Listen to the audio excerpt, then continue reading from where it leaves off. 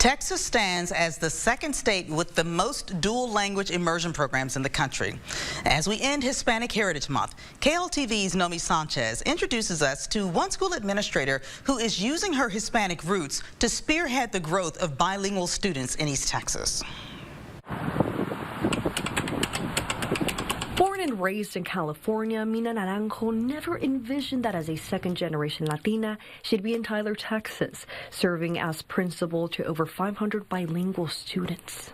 Public schools didn't allow Spanish to be spoken. At work, it couldn't be spoken. Now, during the mid-20th century, it was not uncommon for Latino students in Texas to get punished for speaking Spanish at school. It wasn't until the passage of the Bilingual Education and Training Act in 1973 that allowed for bilingual education in districts where it was needed. And so we get to do, things like this that may seem cool and cute was something you wouldn't see like 20 years ago. You just would not see something like that. For Principal Naranjo, her career in public service has been an opportunity to bring both languages to communities. You talk about culture and you talk about students being able to relate, recognize, and identify. That's such a beautiful thing. At Birdwell Dual Language Immersion School, students start with courses taught in Spanish and slowly use more English as they move up.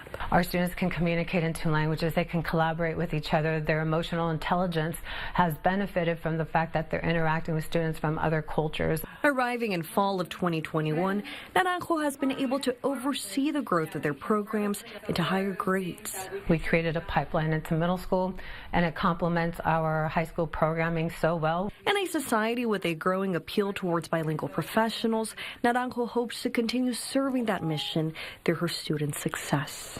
Nomi Sanchez, KLTV 7 News. Just in Tyler ISD, the district served about 4,600 emerging bilingual students in the 2022-23 school year. If you'd like to see more of the work Birdwell is doing in the community, you can scan this QR code on your screen or just head to our website and click the link that you'll find in the big red box.